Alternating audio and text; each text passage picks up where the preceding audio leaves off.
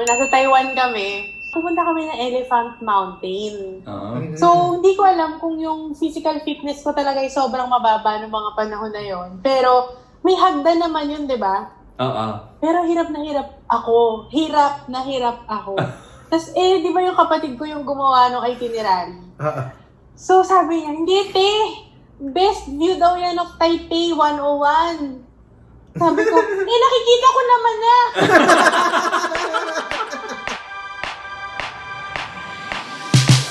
Hey everyone, I'm Vince. I'm Yosh. And I'm Seth. Welcome to another episode of Travel TMI! TMI! Because when it comes to travel, you can never have too Much information. In this episode, we're gonna talk about one of our favorite destinations in Asia, and that is Taiwan. Taiwan. Taiwan!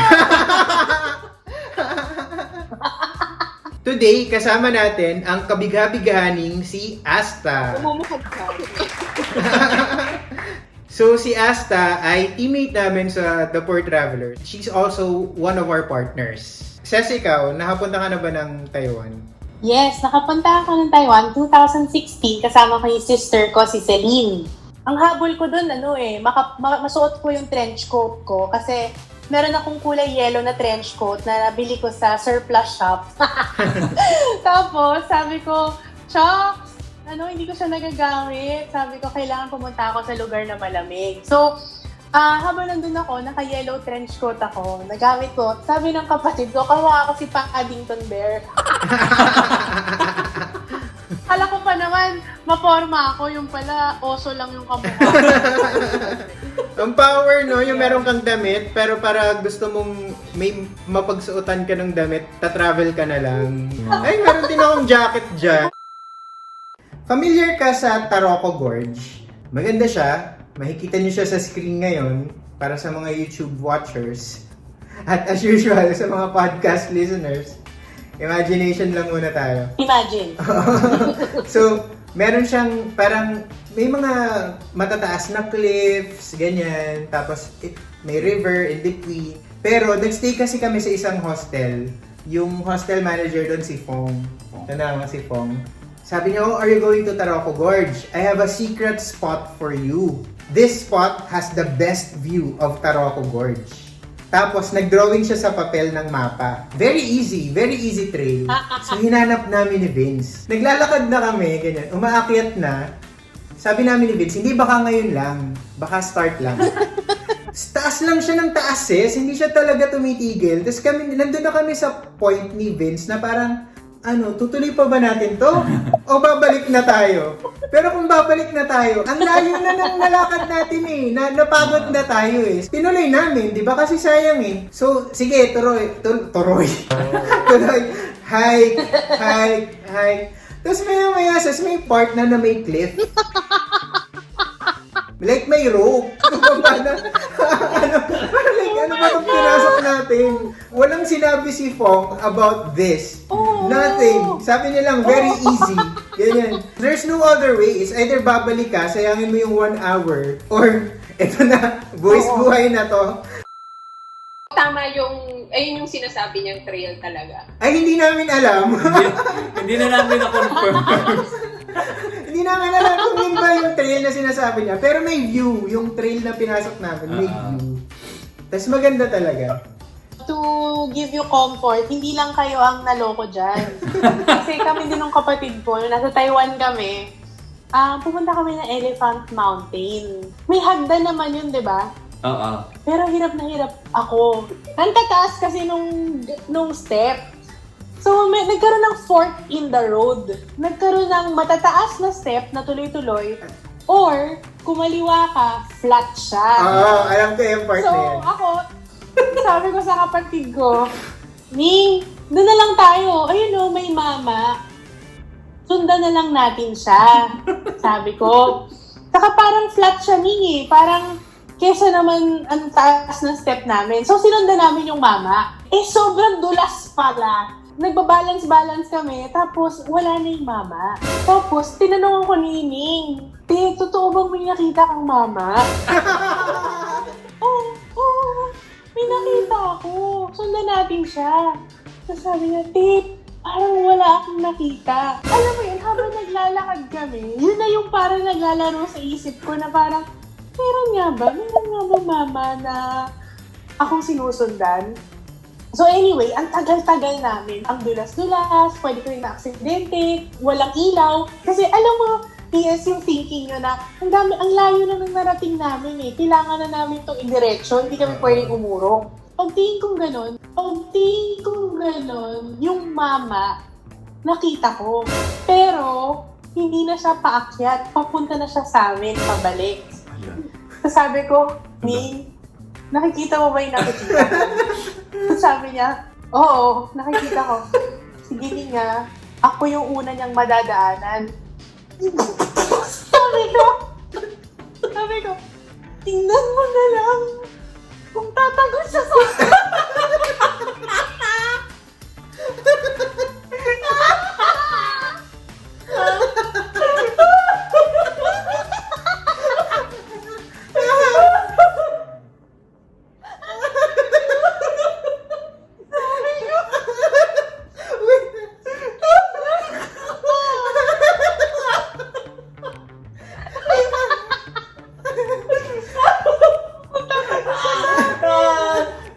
Tumagos ba?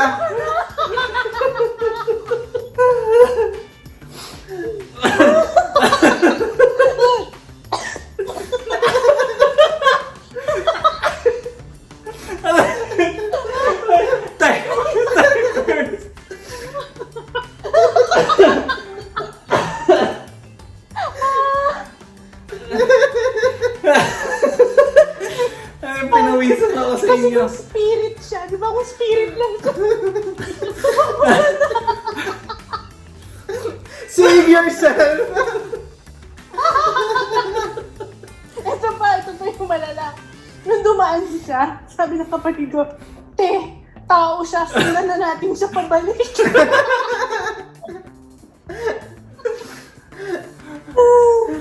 Kung tao siya. May, Tao siya. may feeling ako, naligaw lang din siya. Akala niya may daan din doon. Kayo naman sila mga tanga, sumunod kayo. Kasi yung suot niya, yung parang white t-shirt lang, tsaka basta simple lang yung suot niya. So feeling ko, everyday siyang pumupunta doon. Kasi sabi ng kapatid ko, Te, meron nga ibang taga-Taiwan. Araw-araw pumupunta doon para mag-exercise tsaka para mag-pray. So sabi niya, meron something sa taas nun. So nung yung mama na yun dumaan sa amin the first time, akala ko isa siya sa mga yon. May shortcut siyang alam. So yun yung reason kung bakit sinundan namin siya papunta and then nung pabalik siya, dahil tao siya, confirm. Sinundan namin siya pabalik. Tapos, ito pa, Vince, hasta kaming dalawa ng kapatid ko, we promised never to tell the story of this Elephant Mountain kasi parang nakakahiya siya. Diba? Yung parang tanga-tanga nyo naman. Hindi kayo nag-research na mataas pala yun. Pangalawa, hindi kayo ready. Pangatlo, diba, sumunod-sunod kayo sa kung sino-sino, hindi kayo nagtatanong. So, ikwento mo ba yun sa pamilya mo, sa mga kaibigan mo na, alam mo, hindi namin kinaya yung Elephant Mountain. Wait, so hindi nyo narating yung tuktok? Hindi! Hindi nyo narating yung tuktok? Hindi! Hala ka! Bumaba na kayo? Ang dilim-dilim na. Bumaba na kami. Kaya nga, in-erase namin siya sa mga namin. Sa mga napuntahan. Wala kaming pictures doon. Sa may hotel namin, merong dalawang matanda, lolo't lola, na meron silang kariton. Ang binibenta nila, pancake. Pero, yung pancake nila maganda kasi nahuhugisan nila ng Hello Kitty, Pokemon, Doraemon, night and day. Basta anytime na makita namin sila, lagi kaming bumibili. Tapos ang dami rin bumibili sa kanila. Kasi dalawa silang matanda, tapos parang couple sila. Tapos yun, nagbibenta sila ng pancakes na gano'n. Ang galing. Yung Taipei kasi, meron talaga silang conscious effort to be the most senior-friendly city. Most senior-friendly? Hindi senior friendly nila yung Elephant Mountain. Cable car daw. Unahin nila yon, isama nila sa project nila. Pupunta kami sa Cat Village. Mga homes siya, mga bahay talaga siya ng mga tao na meron silang mga alagang pusa. Dumating kami dun sa parang train station, tatang sabi, ganitong time, dapat sumampa kayo sa train na to kasi yun yung last trip pabalik. So sabi namin, sige, conscious tayo of the time. Kahit na Cat Village to at gusto nating makita. So, baba kami, tapos explore kami ng Cat Village. So may plaza, may restaurants, may river, tapos may mga nakikita kaming cats. Pero sabi namin sa sarili namin, bakit ganun? Ba't hindi ganun karaming cats? Hahanapin mo sila para para makita mo sila. Sa internet, nakikita namin, bawat bahay may cat. Ba't ganun? Okay lang, picture kami, kain kami. Tapos, sabi namin, halika, mag-abang na tayo sa platform ng train. 30 minutes na lang darating na yung train, ayaw nating malate. So, nandun kami sa platform, tumingin kami pataas. Ng, side ng mountain. Sabi namin, ang daming ganito no, ang daming tao doon, no? Ang daming tao. So, ang daming mga banners. Ang daming banners. Tapos na-realize namin, yun pala yung Cat Village. Hindi pala yung napuntahan namin. Kung kaninong bahay yung pinagpapapasok niya doon. So, actually, na-miss namin yung Cat Village. Yung nasa Taichung kami, sabi ng guide namin, okay, we will go to Rambo Village. Tapos sabi, ano daw yan, military settlement. Tapos sabi ko, Rambo. Sabi ko, it makes sense kasi nga. Military! Dati siyang military settlement. Yung mga retired military doon nila, parang pabahay sa kanila, ganyan. Tapos sabi ni Marky, si Marky kasi kasama ko na, tapos sabi ko, Marky, susunod natin Rambo Village. Tapos sabi niya, sige. Tapos pala, Rainbow Village. Yung guide, tawag na, Rambo, hindi Rambo. Sabi ni Marky sa akin, sabi ko, Astrid, Rambo Village. Tapos sabi ko, magkakaingay. First time kong makaranas ng ganong klaseng lamig na parang feeling ko yung cheeks ko, tumigas na siya, tapos anytime matatanggal na siya. Parang ganong parang ganong level ng lamig. Tapos, pumunta kami dun sa Shifen, Old Town. Diba yun yung parang sa bundok nila? Sabi ko, bili tayo ng gloves. Ang pinili kong gloves, medyo mahal na ng konti. Kasi para siyang leatherette gloves na gray, parang grayish, gano'n. Sabi ko, sige, ito na lang, kahit medyo mahal siya, at least, magagamit ko pa siya sa future trips ko. So, sinuot ko siya. Sabi ko, ayan, nag-i-improve na yung nararamdaman kong lamig. Nung time na pumunta kami, hindi namin na-anticipate. Sobrang sikip pala. Siksikan yung tao. Tapos, nung finally, nakaahon ako sa crowd, pagtingin ko sa kamay ko, wala na isa kong glove. So, yung bagong bili kong glove na wala yung isa. Tapos sabi ko, Ning, nawawala yung glove ko. Balikan natin. So, ginawa namin, pumunta ulit kami dun sa very crowded na stairs. Pero this time, nakatingin kami sa baba kasi nga hinahanap ko yung gloves ko. Nakatingin kami, sabi ko, Ning, wala talaga, Ning. Ang sikip-sikip. Nasabi ng kapatid ko, Te, itapon mo na yan. Para pag merong naglinis ng stairs, makikita niya yung dalawa. At least magagamit niya. Very Jose Rizal, Hindi ko alam na Rizal na gano'n. Kapag naging national hero ka na, Ses, para makwento na.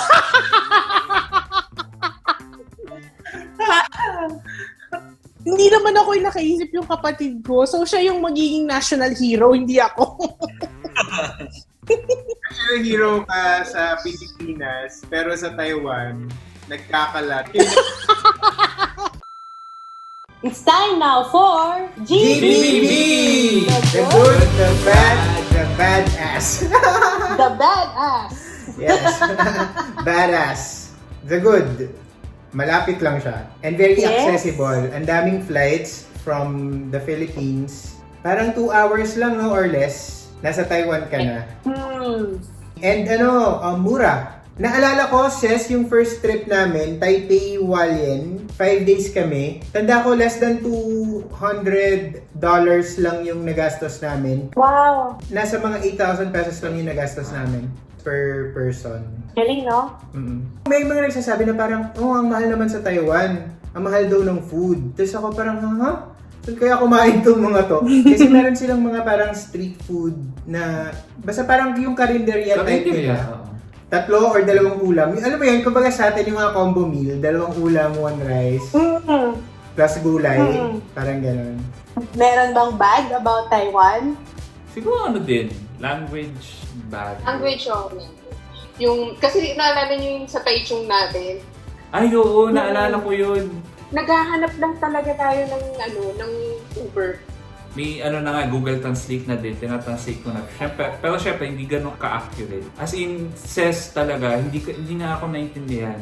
Pero hindi naman siya yung parang worst na experience yung sa language barrier. Oo. Hindi siya kasing lala kasi like, kunyari pag nasa Hong Kong ka or nasa China, and the Taiwanese people, what they lack in proficiency sa English, they make up for with their hospitality. Oo. Diba? Very warm, very friendly. Oo. Siguro yung bad is yung constant uncertainty pagdating sa visa. Tuwing malapit na matapos yung parang visa-free policy nila, o visa-free ba uli? Ano bang announcement? Of course, gusto natin na wala. Wala. Siyempre, gusto natin. Pero kasi hindi kasi natin nire-reciprocate yung pagka-visa free. Parang love. Hindi pwedeng take ka lang ng take. And the badass, The badass. yung convenience. Very close to Japan in terms of infrastructure. Ang daming transportation options na reliable. Ako yung badass ko sa kanila yung high-speed, yung high-speed train nila. Kahit yun ng isang araw. For such a small island, ang diverse ng Taiwan. So, meron kang lake forests sa Alishan, Canyon, sa Hualien, sa Taroko Gorge.